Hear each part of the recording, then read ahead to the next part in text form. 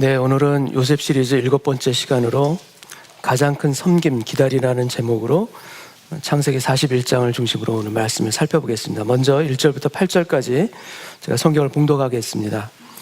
만 2년 후에 바로가 꿈을 꾼즉 자기가 나일 강가에 서 있는데 보니 아름답고 살진 7 암소가 강가에서 올라와 갈밭에서 뜯어먹고 그 뒤에 또 흉하고 파리한 다른 7 암소가 나일 강가에서 올라와 그 소와 함께 나일 강가에 서 있더니 그 흉하고 파리한 소가 그 아름답고 살진 7 소를 먹은지라 바로가 곧 깨었다가 다시 잠이 들어 꿈을 꾸니 한 줄기에 무성하고 충실한 7 이삭이 나오고 그 후에 또 가늘고 동풍에 마른 7 이삭이 나오더니 그 가는 7 이삭이 무성하고 충실한 7 이삭을 삼킨지라 바로가 깬즉 꿈이라.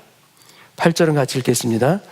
아침에 그의 마음이 번민하여 사람을 보내어 애굽의 점술가와 현인들을 모두 불러 그들에게 그의 꿈을 말하였으나 그것을 바로에게 해석하는 자가 없었더라.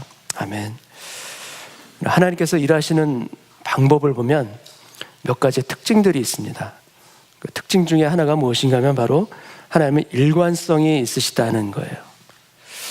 하나님께서 이렇게 하실 줄은 몰랐는데 할 정도로 하나님께서는 일관성이 있게 일하실 때가 참 많습니다.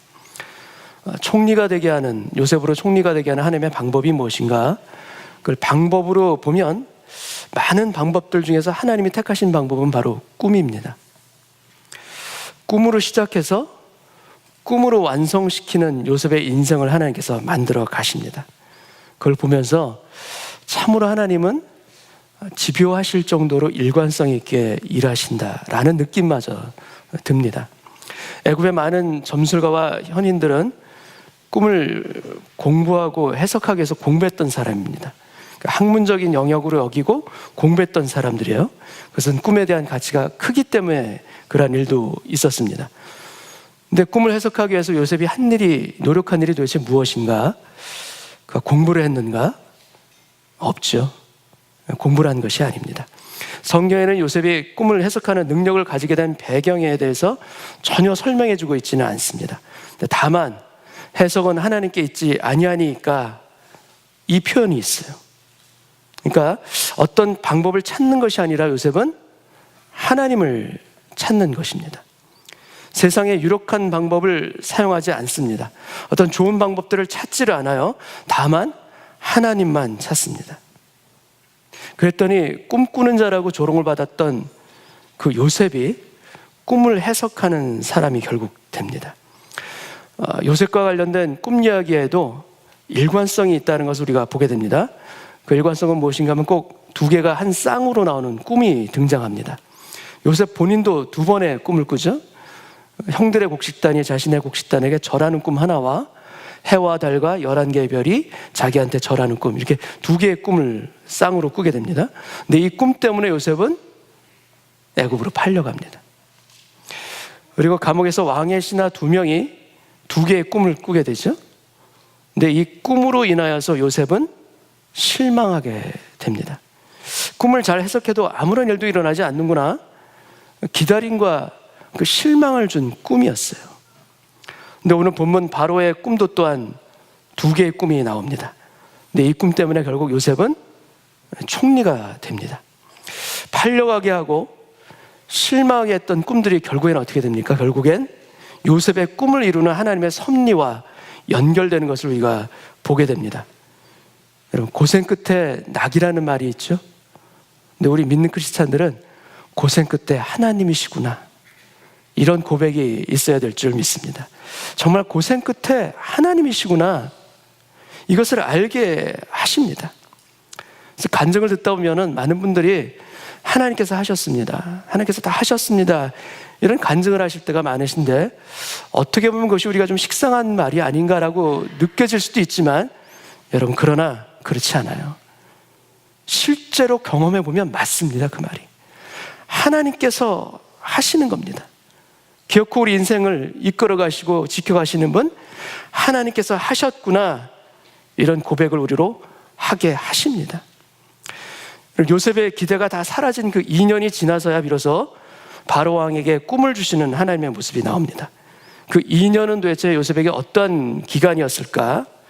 술 맡은 관원장이 언제 자기를 도우러 올까 기다리던 기간이죠. 기다립니다. 그러나 안 와요. 끝내 안 옵니다. 그래서 나중에는 포기합니다. 그리고 담담해져요. 그러나 그 마음이 공허한 바로 그때 하나님께서 오십니다. 왜 하나님께서는 왜 이렇게 항상 우리 인생 가운데 늦게 오시는가? 좀 더 일찍 와주시면 안 되는가? 이런 생각을 할 때가 참 많습니다. 그러나 그때가 늦은 때가 아니라 그때가 바로 하나님의 right time입니다. 술 맡은 관원장이 만약에 일찍 탄원해서 도와주었다면 바로를 지금 요셉이 이런 식으로 만날 수는 없었을 것이에요. 바로의 꿈과 술 맡은 관원장의 요셉에 대한 기억이 되살아나는 것이 함께 있어야 되는 일이에요. 하나님의 계획과 하나님의 시간, 이 둘 중 어느 하나만 있어가지고는 일이 되어지질 않아요. 둘 다가 반드시 있어야 됩니다. 그리고 그 시간이 오기까지 기다립니다. 누가 기다립니까? 그 시간이 오기까지. 요셉이? 여러분, 요셉은 이런 계획을 알지도 못합니다. 누가 기다립니까? 하나님이 기다리십니다. 여러분, 기다림의 주체는 항상 나 자신이라고 우리는 보통 생각합니다. 그런데 하나님이 기다리신다는 것을 우리가 생각해 본 적이 있는가? 시간을 만드신 분도 하나님이시고 모든 상황을 주관하고 통제하시는 분도 하나님이신데 하나님도 기다리시는가? 하나님도 기다리신다는 것이 도대체 무슨 의미일까? 아브라함의 약속이 이루어지는데 몇 년이 걸립니까? 25년이 걸리죠. 하나님은 근데 기다리실 필요가 없으신 분이에요. 아들 이삭을 바로 주실 수 있는 분이에요. 즉시 주실 수 있는 분이에요. 그런데 25년이 걸렸어요. 왜 그렇습니까? 그것은 아브라함이 아브라함으로 되기까지 걸리는 시간이 바로 그 시간이었기 때문이에요. 하나님이 기다리시는 거예요. 그때까지 기다려 주시는 거예요. 여러분, 영어로 기다리라는 말이 무엇입니까? 아주 고급 영어입니다. 영어로 기다리다. wait죠. 근데 wait에는 기다리다라는 말, 그 의미 말고 다른 의미가 또 있어요. 어떤 의미냐면 섬기다. 그래서 영어로 보통 wait on you 하면은 당신을 섬깁니다. 섬기다, 시중들다 이런 의미예요. 근데 섬기는 사람이 영어로 뭐죠? 섬기는 사람. 웨이터예요. 맞죠? 웨이터예요. 우리는 기다림이 섬기는 것이라는 생각을 잘 못해요. 근데 왜 그렇습니까? 우리는 기다림의 결과를 보고 있고요. 하나님께서는 기다림의 과정을 보시기 때문이에요. 결과와 과정, 보는 것이 달라요. 우리에게는 과정은 불필요합니다. 아니, 때로는 너무나도 힘겹고 고통스러운 것이에요. 근데 하나님께서는 그것을 보세요. 결과는 무엇입니까? 과정에 따라오는 거예요. 기다리는 과정의 의미를 우리가 깨닫고 하나님에 대한 신뢰를 우리가 배워가기를 하나님께서는 원하세요. 그래서 기다리는 것, 그것은 섬기는 거예요. 하나님을 섬기는 것이에요. 그래서 우리는 어떤 사람인가 하면 우리는 다 웨이터예요. 기다리는 사람이자 섬기는 사람, 웨이터가 바로 우리들이에요. 옆에 계신 분들하고 인사 한번 하시겠습니까? 당신은 웨이터입니다. 우리 모두가 다 웨이터예요. 섬기기도 하지만 기다려야 하기 때문입니다.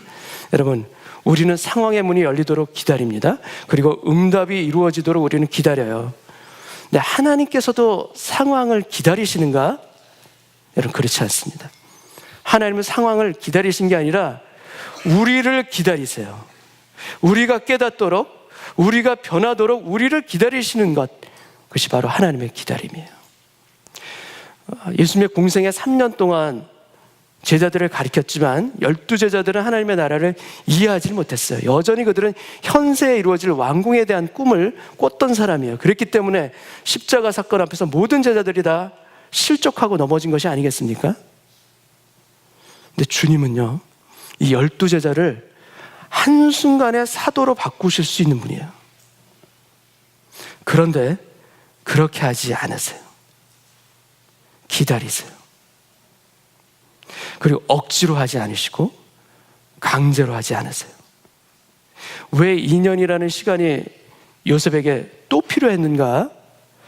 그동안의 몇 년간의 감옥살이로는 충분하지 않았는가?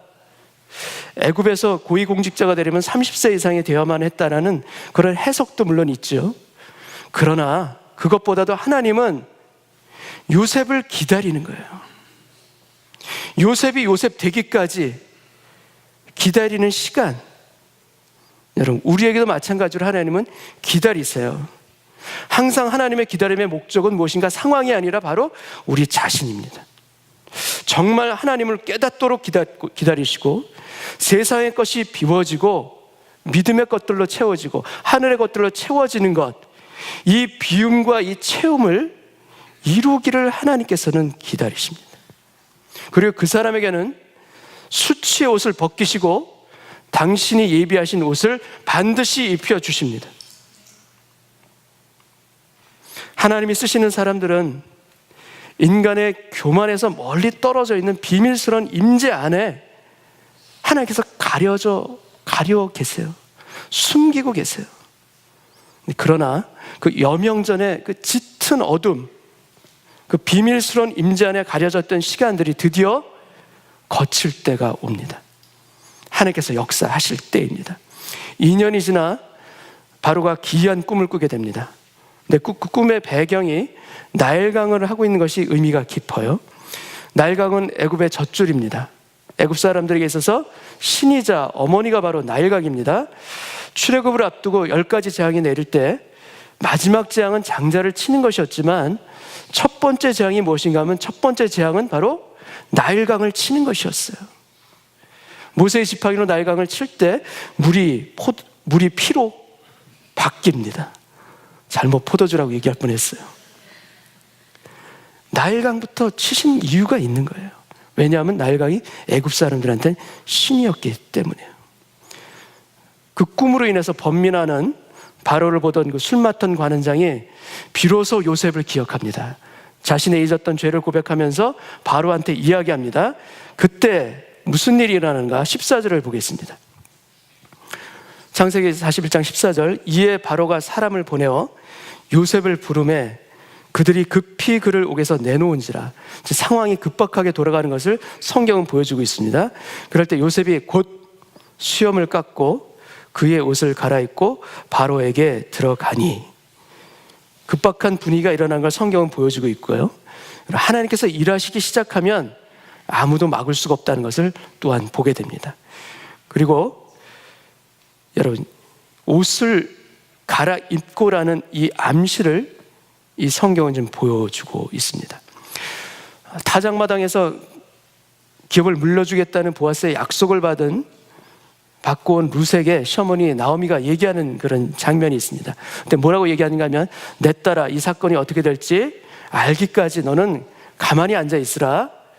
그 사람이, 보아스를 얘기합니다. 그 사람이 오늘 이 일을 성취하기 전에는 쉬지 아니하리라. 여러분, 우리에게도 이러한 때가 있습니다. 하나님께서 쉬지 않고 일하시는 때가 있어요. 너는 가만히 있으라. 그때가 오면 모든 것이 다 바뀌기 시작합니다. 애굽인은 수염을 깎았고요, 히브리인은 수염을 길렀습니다. 그래서 요셉은 수염을 깎고 옷을 갈아입고 들어가게 됩니다. 요셉을 만난 바로가 너는 꿈을 들으면 능히 푼다 하더라, 그렇게 얘기하자 요셉이 담대하게 말을 합니다. 16절을 보겠습니다.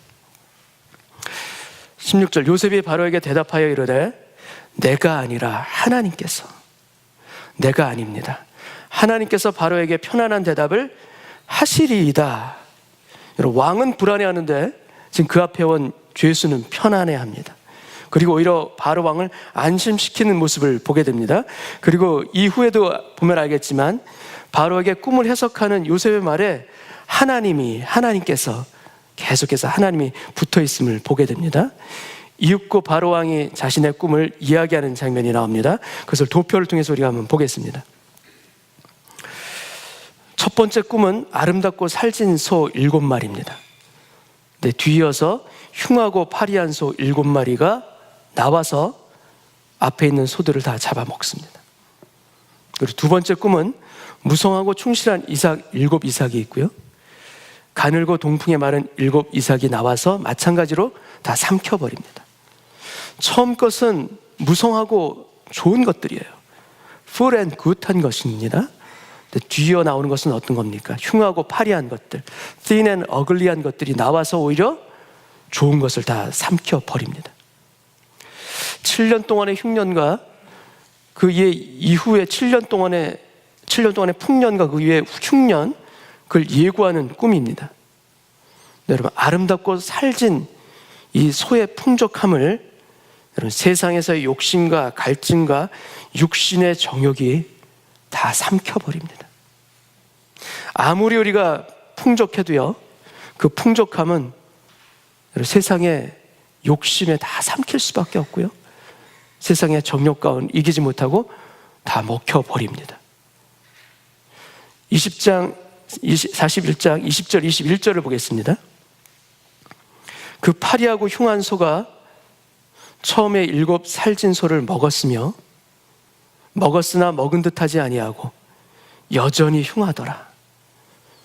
성경은 더 자세하게 보여주고 있는데, 먹었으나 먹은 듯하지 아니하고 여전히 흉하더라. 우리가 그렇게 많은 걸 가졌어도요, 먹었어도요, 먹은 것 같지 않아요. 우리의 욕심은 우리의 인생을 끝없이 배고프게 합니다. 끝없이 갈증나게 합니다. 그리고 여전히 흉하더라. 이것이 바로 우리들의 모습이에요. 여러분, 이 꿈은 다가오는 심판을 예언하고 있지만 그 가운데 구원의 길을 또한 보여주고 있습니다. 흉년은 심판입니다. 그런데 요셉이 제시한 구원의 길을 선택하면 그 심판 가운데도 살 수가 있는 것이에요. 그렇기 때문에 풍년은 흉년을 대비하는 기간이에요. 대비해야 되는 것이에요. 요셉처럼 대비하면 구원이요, 그러나 대비하지 아니하면 흉년은 바로 심판이 되는 것입니다. 이 세상을 사는 이 인생 자체가 여러분, 천국을 대비하는 것입니다. 영원한 천국을 선택하고 대비할 수 있도록 살지고 아름다운 소들로 상징되는 세월을 하나님께서 우리에게 주셨습니다. 그 시간 동안 우리가 해야 될 일이 무엇인가? 천국을 준비하는 것이고 천국을 대비하는 것이에요. 이러한 삶을 살 수 있도록 우리에게 하나님은 좋은 것 주십니다. 사도행전 17장 30절 말씀을 보겠습니다. 바울이 말하는 겁니다. 알지 못하던 시대, 하나님을 알지 못하던 시대에는 하나님이 관과하셨거니와 이제는 어디든지 사람에게 다 명하사 회개하라 하셨으니 이는 정하신 사람으로 하여금, 선택하신 사람으로 하여금 천하를 공의로 심판한 날을 작정하시고 이에 그를 죽은 자 가운데서 다시 살리신 것으로 모든 사람에게 믿을 만한 증거를 주셨음이니라. 이걸 누가 주셨습니까? 하나님께서 예수님을 통해서 죽은 자 가운데서 다시 살리신 것으로 모든 사람에게 믿을 만한 증거를 주신 것이에요. 여러분, 흉년을 대비하고 구원하는 일을 요셉이 했듯이 죽음에서 구원하고 천국을 살 수 있도록 예수님께서 이 땅 가운데 오신 것입니다. 사도 바울이 말씀을 한 곳은 아덴이라는 곳이에요. 지금의 그리스 아테네입니다. 거기서 이 말씀을 전합니다. 그것은 철학과 과학이 발달한 문명의 도시입니다. 근데 안타깝게도 아덴에서는 구원 얻는 사람이 많지 않아요. 아덴의 사람들이 얘기합니다. 이 말쟁이가 무슨 말을 하는가 들어보자. 그리고 우리는 새로운 것 외에는 듣지 않는다.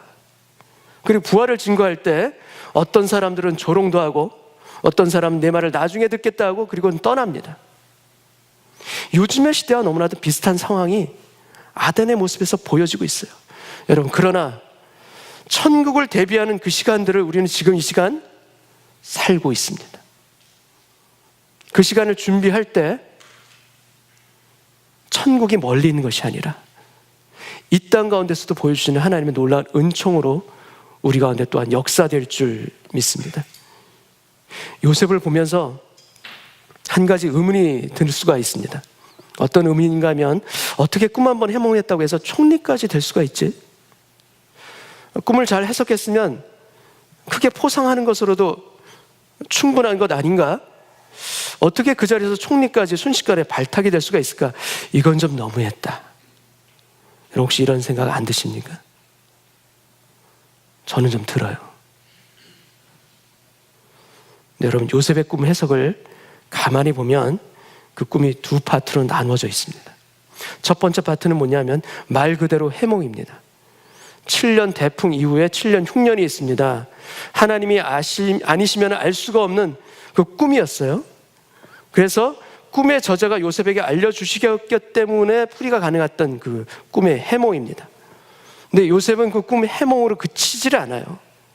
이것이 바로 요셉의 놀라운 점입니다. 34절 말씀을 보겠습니다. 바로께서는 또 이같이 행하사 나라 안에 감독관들을 두어 그 7해 풍년에 애굽 땅의 5분의 1을 거두되 그들로 장차올 풍년의 모든 곡물을 거두고 그 곡물을 바로의 손에 돌려 양식을 위하여 각 성읍에 쌓아두게 하소서. 지혜 있는 사람을 택하여 다스리게 하시고 풍년의 때 5분의 1을 떼어서 각 성읍에 비축하게 하소서 이야기합니다. 여러분 이것은 해몽이 아니에요. 그 해몽은 앞에 부분이었어요. 이 뒷부분은 무엇인가 하면 국가의 정책을 제시하는 것이고 그 국가의 비전에 대한 내용이에요. 바로 왕이 요셉을 통해서 본 것이 무엇인가 하면 이 사람은 하나님이 함께 하시는 사람이구나라는 것과 더불어서 바로 요셉의 인품, 그리고 요셉의 지혜, 그리고 요셉의 실력, 이걸 본 것이에요. 어떻게 총리까지 되었나? 여러분 꿈을 해몽해서 된 게 아니에요. 요셉은 그 국가의 비전을 제시한 것이에요. 7년 동안 창고를 만들고 행정관을 세우는 것뿐만이 아니라 추수의 5분의 1을 세금으로 거두라고 조언을 합니다. 그냥 5분의 1이 아니야 이게. 그 국가의 인구와 농토와 7년을 비축하는 것까지 세밀하게 계산하지 않으면 나올 수 없는 그 5분의 1이에요. 이렇게 거대한 국가의 정책을 한낱 히브리 노예가 그것도 죄수에 비해서 술술 나오는 것을 지금 여러분 보시기 바랍니다. 그 자리에 있던 모든 신하들과 바로왕은 아마 입이 떡 벌어지는 순간이 바로 이때였을 거예요. 37절을 보겠습니다. 바로와 그의 모든 신하가 이 일을 좋게 여긴지라 바로가 그의 신하들에게 이르되 이와 같이 하나님의 영에 감동된 사람을 우리가 어찌 찾을 수 있으리요. 요셉은 꿈꾸는 자라고 얘기합니다. 드리머라고 얘기합니다. 그러나 요셉은 단순한 드리머가 아닙니다. 요셉은 준비된 지도자입니다. 하나님 안에서 성실하게 실력을 쌓았던 지도자입니다. 그 감옥이 요셉에게는 광야이기도 했지만 행정과 더불어서 정치와 경제, 왕궁의 것을 배울 수 있는 훈련장이 바로 그 감옥이었던 것이고 그것에서 요셉은 누구보다도 더 성실하게 준비했던 것이고 그 2년을 또 기다렸던 것입니다. 이 요셉에게 바로왕이 주는 것이 있습니다.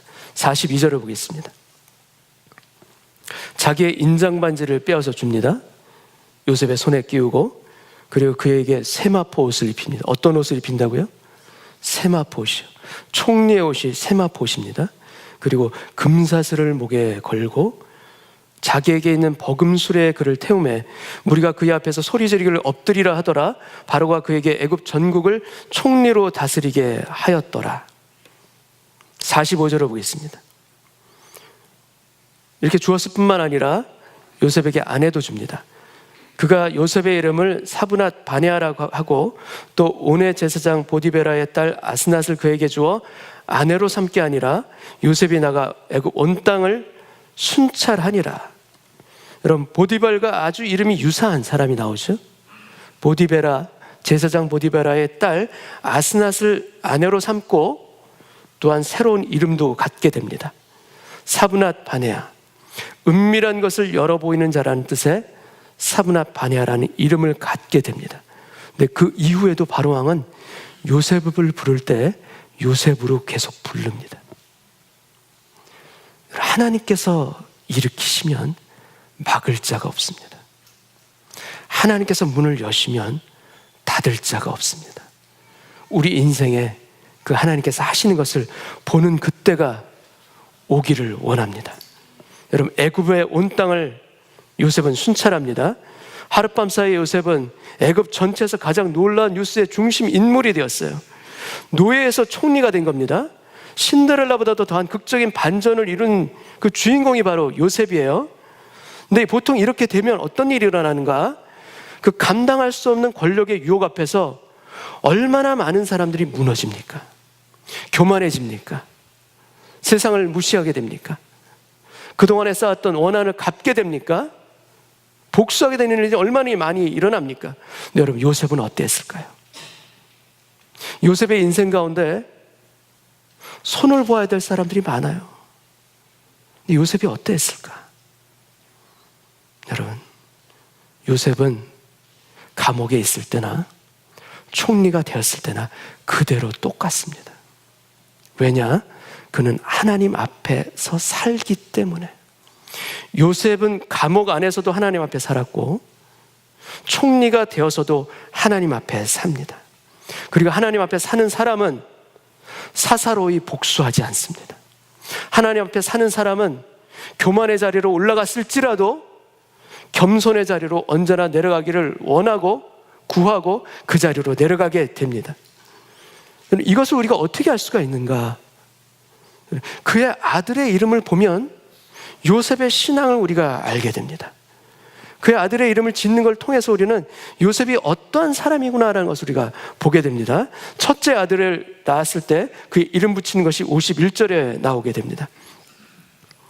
요셉이 그의 장남의 이름을 므낫세라 하였으니 하나님이 내게 내 모든 고난과 내 아버지의 온 집 일을 잊어버리게 하셨다 함이요. 여러분, 므낫세라는 이름은 영어로 forgetful입니다. 잊어버리다는 거예요. 고난과 아픔을 내 아버지의 집에 있었던 것과 그 이후의 모든 아픔들을 잊어버리게 하셨다라는 그 의미가 바로 므낫세예요. 여러분, 지난 일을 기억하지 않는다라는 뜻이 아니에요. 어떻게 다 잊혀지겠습니까? 잊어버린다는 뜻이 아니라 상처 아픔을 씻어주셨다라는 그 의미예요. 그리고 더 이상 그것이 고통으로 내 마음을 괴롭히지 않는다는 뜻이고 내가 그것에 더 이상 붙잡히지 않는다는 의미가 그 안에 담겨 있는 것이에요.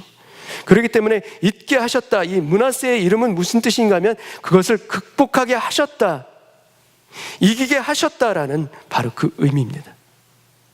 둘째를 낳고 또 에브라임이라고 이름을 짓습니다. 52절을 보겠습니다. 차남의 이름을 에브라임이라 하였으니 하나님이 나를 내가 수고한 땅에서 번성하게 하셨다 함이었더라. 에브라임의 뜻은 창성하다, 풍성하다, 영어로는 fruitful이라는 의미입니다. 근데 그것이 그냥 열매 맺는 것이 아니라 2배로 열매 맺는 걸 뜻하고 있어요. 그래서 twice fruitful이 에브라임이라는 뜻이에요. 근데 여러분, 이 순서를 가만히 잘 보시기 바랍니다. 먼저 오는 게 뭡니까? 먼저 오는 게 forgetful입니다. 그리고 그 다음에 오는 게 fruitful이에요. 우리는 이렇게 생각할 수 있습니다. 풍성하게 되면 지난 날을 잊을 수 있잖아요, 하나님. 그리고 그렇게 해주셔야 하는 거 아닙니까? 그게 순서가 아닙니까, 하나님? 네, 여러분, 잊고 극복할 때 풍성하게 열매 맺게 하십니다. 첫째 아들의 이름이 므낫세, 그 이름의 의미가 비움이었다면 둘째 아들의 이름은 채움입니다. 여러분, 비워야 채워집니다. 그리고 우리가 비우면 하나님이 채우십니다. 그리고 하나님은 채워주시기를 원하시는 분이세요. 그렇기 때문에 여러분, 채우기 위해서는 반드시 우리가 므낫세 해야 합니다. 므낫세의 과정이 있어야 합니다.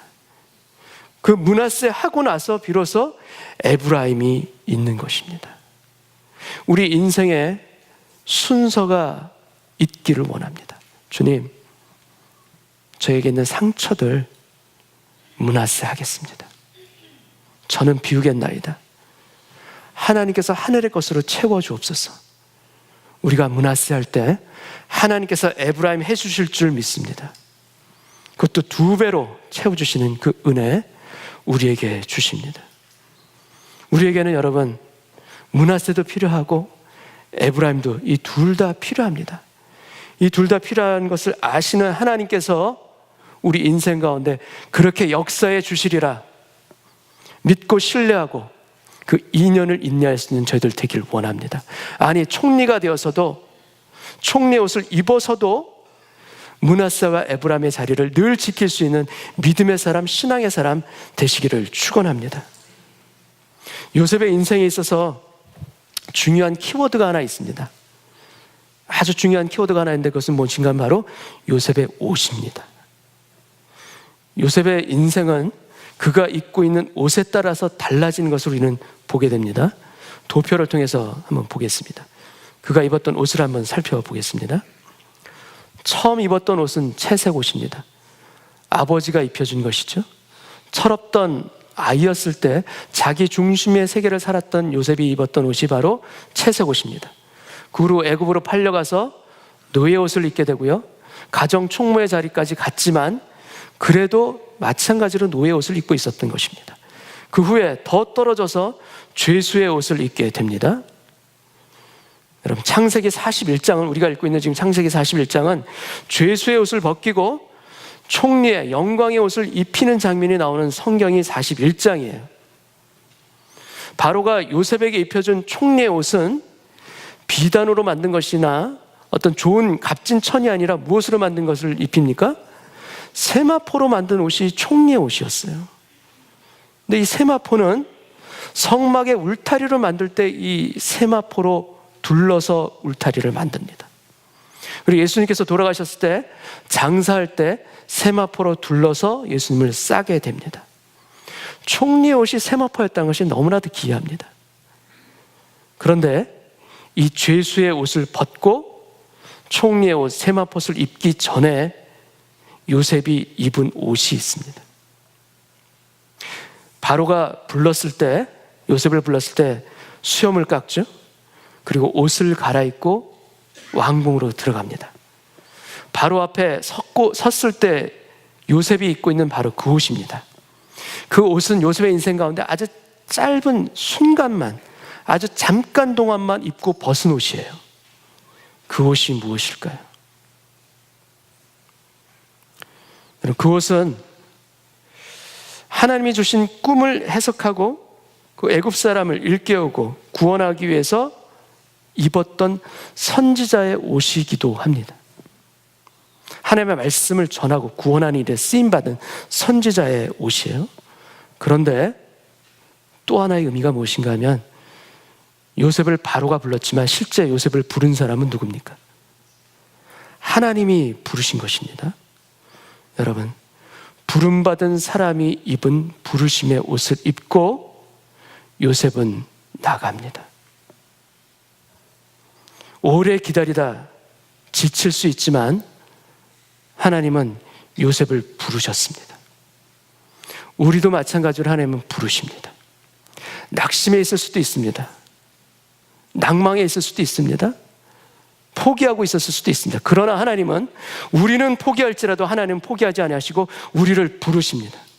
부르시고 반드시 부르심의 옷을 입히시고 나서 그게 합당한 자리로 우리를 이끌어 가시는 하나님의 은혜, 하나님의 섭리하신 저와 여러분의 인생 가운데 반드시 있음을 믿으시기 바랍니다. 하나님께서 부르심의 입을 입혀주시고 그 후에 총리의 옷을 입게 됩니다. 여러분, 때가 되면 우리가 입고 있는, 우리가 가지고 있는 수치의 옷을 하나님께서 벗겨주실 때가 옵니다. 근데 그 수치의 옷을 우리가 부끄럽고 화가 나서 내가 벗으려고 애쓰면 힘만 들어요. 하나님께서 벗겨주셔야 합니다. 그때까지 기다림이 가장 큰 섬김임을 믿고 주님이 친히 나의 인생 가운데도 세마포를 입혀주시는 날이 온다는 것을 믿자. 이 믿음으로 살아가기를 원합니다. 그리하여서 우리 인생에도 하나님께서 하셨습니다. 하나님께서 다 하셨습니다라는 이 아름다운 이 고백이 있기를 원합니다. 그리고 그 아름다운 고백이 있기까지 그 긴 기다림과 순종의 삶을 우리가 살아냈기 때문에 우리의 인생 자체가 아름답게 변해 있는 것을 발견하게 되는 날이 반드시 오게 될 줄 또한 믿습니다. 하나님이 하십니다. 그때까지 기다리는 것이 가장 큰 섬김의 자세인 것을 잊지 아니하도록 도와주옵소서. 나의 수치옷을 벗기는 날 부르심의 옷을 입게 하시고 결국은 세마포를 입혀주시는 하나님의 역사를 기대하고 소원합니다. 이 마음을 품는 모든 성도님 되시기를 축원합니다. 같이 한번 기도하겠습니다. 아버지 하나님, 저에게 있어서 가장 힘겨운 것 기다리는 것인데 왜 자꾸 기다리라고 하시는지 이해하지 못할 때가 많았습니다. 근데 내가 기다리는 것보다 아버지 하나님이 기다리고 계신다는 것을 몰랐습니다. 내가 아브라함에서 아브라함이 되기까지 하나님은 끝없이 기다리고 계신다는 것을 몰랐습니다.